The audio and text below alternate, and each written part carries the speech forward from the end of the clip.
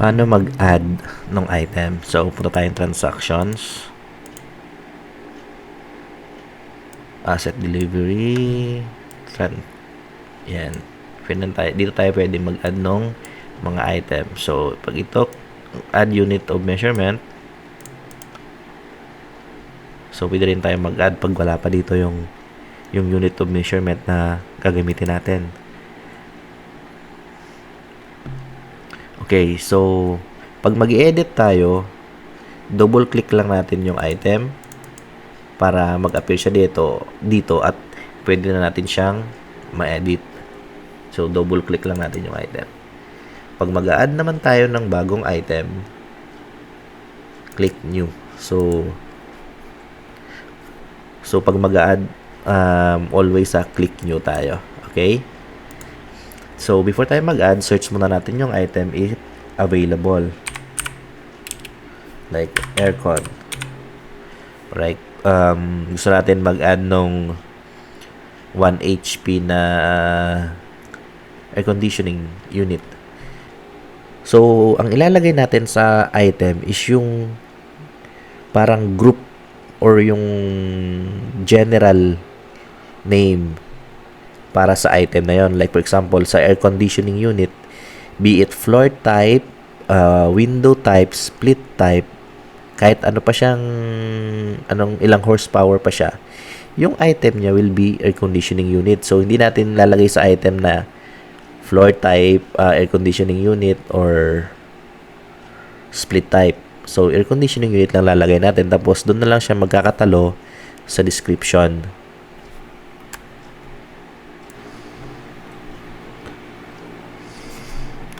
So, for example, dito, before tayo mag-add, search muna natin. So, search natin yung aircon. So, wala pang window type ng 1 HP. So, ang gagawin natin, click new sa article. Select na lang natin yung air conditioning unit.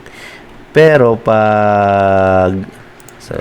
tapusin mo natin to. So, lagyan natin ng 1 HP.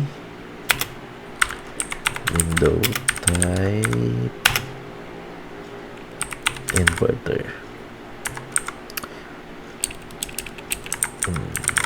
So, ganyan lang description. Yung baga, general na lang.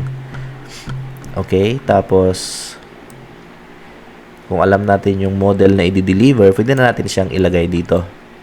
Like, for example, TCL. So, automatic mag-add na siya doon. Tapos, ano yung classification niya? So, yung classification, papa-approve muna natin to kay accounting kung tama ba yung classification na ginagamit natin. Kasi dito tayo malaging nagkaka-disbalance eh. Like, si air conditioning unit, si supply ang ginagamit niya, other machinery. Si accounting, ang ginagamit niyang account is office equipment. So, i-approve to mamaya ni accounting. Ito-double check niya kung tama ba yung account code na ginamit natin. So, like for example,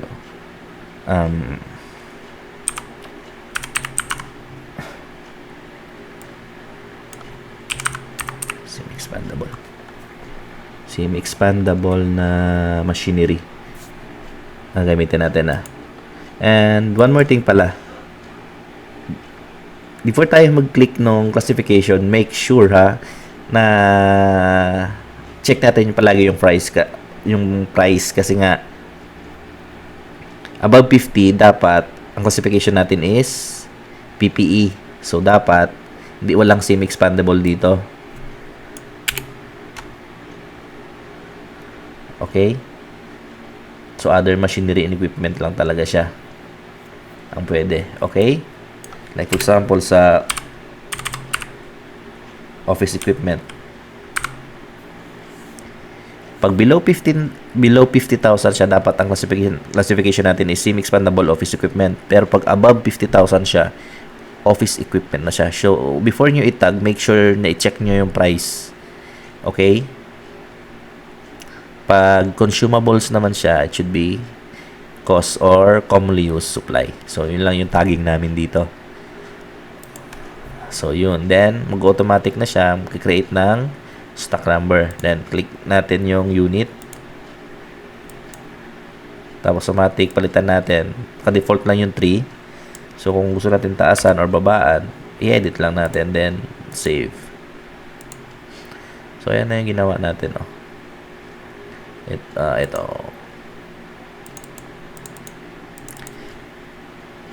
So, ganun lang mag-add. So, example naman, wala pa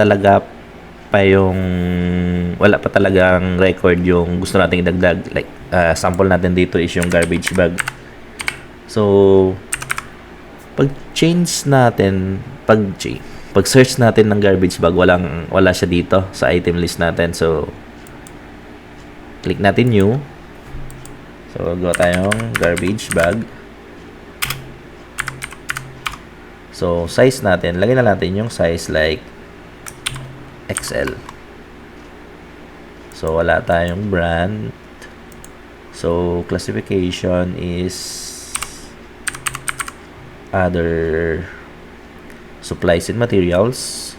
Kasi nga, consumable siya. Huwag nauubos. Then, unit distribution. Rule. Estimated life kasi nga commonly used 0. Save. So, ganun lang pag-add.